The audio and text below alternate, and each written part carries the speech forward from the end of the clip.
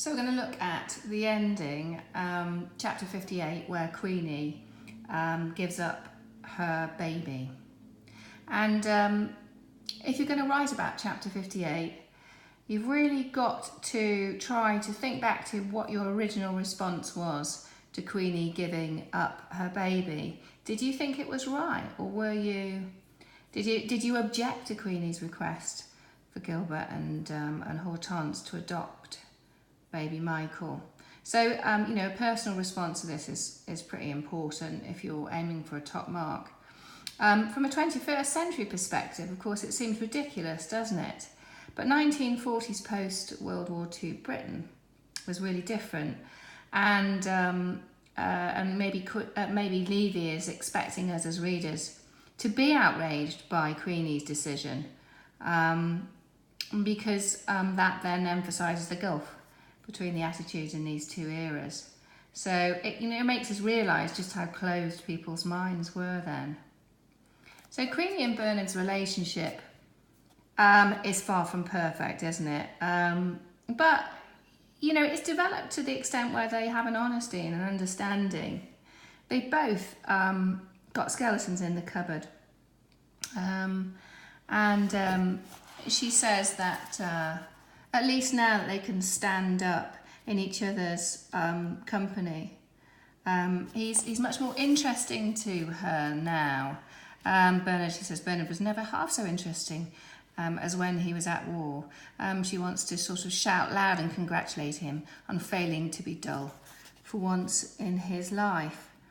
So Queenie's kind of acceptance of Bernard's nature, Bernard's sort of grumpy nature, she calls him a grumpy blighter, later on in this chapter, a bloody thundercloud, and she said it was a blessed relief when he left the room. And that sort of fairly unhappy relationship contrasts with Hortense and Gilbert, who are now kind of giggling together like a couple of loved up newlyweds. And so that the contrast between Hortense and Gilbert's kind of developing romance and Queenie and Bernard's kind of arrangement that they have really sums up the differences in those two relationships. But Bernard, he wants a new start. Is there hope in this relationship? Well, probably not. Levy's presentation of marriage here is a realistic one, isn't it? It is a compromise. It's not in any way romanticised or idealised. Levy presents marriage as not necessarily the only route to happiness. And marriage in this novel is not a part of any happy resolution. It's a kind of settling for, really. But perhaps there's always a possibility of hope in a new start. Levy keeps the suspense going in this chapter. We get tantalisingly close to the tying up of all loose ends in this resolution.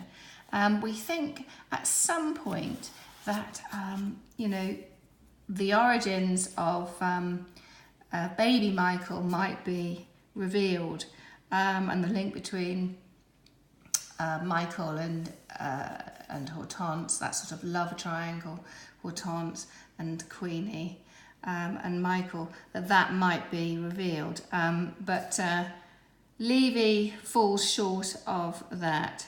The resolution is not neat because that secret is never revealed. But it creates a moment of suspense. Levy's much more interested in realism rather than a sense of neatness in the plot's ending by having all the mysteries sort of rather wonderfully resolved. And so this is real life after all. And, in real life, secrets are often never revealed and the truth is sometimes elusive. But this, we do get very close when we've got the two of them, this conversation. Michael was the name of someone dear to me, and you have a brother called Michael, and we think that's just about to be revealed, but Levy doesn't tie up all the loose ends. So it's not a happy ending for Queenie and Bernard, but it is for Hortense and Gilbert. Their future is a positive one. The fact that baby Michael looks so right with this couple is kind of Levy's endorsement of this kind of new family unit, that they have their own new start in Finsbury Park. And then moving over to page 519, why does Bernard object to Queenie's plan to give baby Michael away? Why is it? What is behind that? So has he not thought it through? Possibly that's the case. There's evidence that he's not thought it through when he says, oh, well, we'll work something out. Or maybe Levy wants us to see a kind of more positive side to Bernard. Maybe she's trying to kind of regain some sympathy for him from the reader. Certainly there's a bit of evidence of that. We've got here, he speaks so desperately. It was so desperately spoken, that why ever not, so desperately spoken. And she says he had no right to be sensible, so just, so caring. It does feel a little bit out of character, doesn't it, for him? So why does he object to Queenie's giving the baby away? Perhaps he wants to keep his marriage together as they start, as they have a new start. Or maybe it's a kind of an angry, knee-jerk reaction to Queenie being on her knees in front of two immigrants. Let's have a look at this evidence here. She was, I pleaded to Hortense, turned to her. I was on both my knees now. I was begging. And then a little bit later down on page 519, he was red as a berry, pure anger. So maybe that seems more, more likely. And I think there's a little bit towards the end of this chapter. Yes, it was the sight of me on my knees in front of these darkies. Yeah. So I think that maybe that is possibly the main reason, or maybe it's a combination of all four and more besides. But why does Queenie want to give away baby Michael? Well, attitudes as they are in 1940s Britain, it was simply, of course, too challenging for them to bring him up. And we can see that. And she says, are you going to be proud of him? You'll end up seeing him as a little black bastard. She says, it will kill you. And she says, and I haven't got the guts for it. I haven't got the spine. So yes, it's simply too challenging in this particular era for both of them, and she's being practical. She's putting baby Michael first.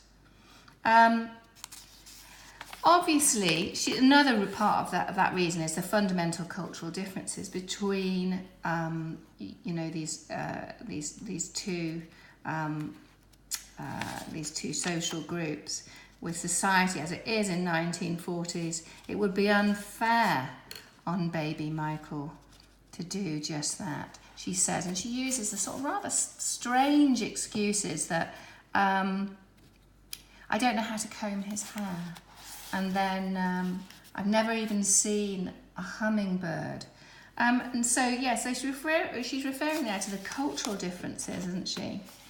And also, I guess she's heard that children like baby Michael might get sent to America, and she says they were going to send them to live in America. They'd want Michael to go and sit at the back of the picture house.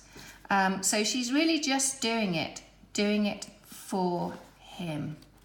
I just want him to be with people who'll understand. Can't you see? His own kind. Please do it for him. That's why I'm on my knees, my darling little baby's life. So, in fact, you know, it's the fact that it's Queenie who suggests this. And, you know, Queenie, we've learned to understand that she's open-minded. So it highlights just how attitudes in this era were so prejudiced. And so Queenie's ending then is far from a happy one. And that's very much in keeping with the documentary realism of this text.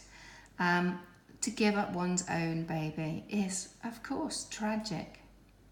And so there's some didacticism in this ending, isn't there? That, you know, this is how life was, this is how tough it was, and Levy is encouraging us to understand this situation, the situation that immigrants were put in, that this is how prejudiced society was.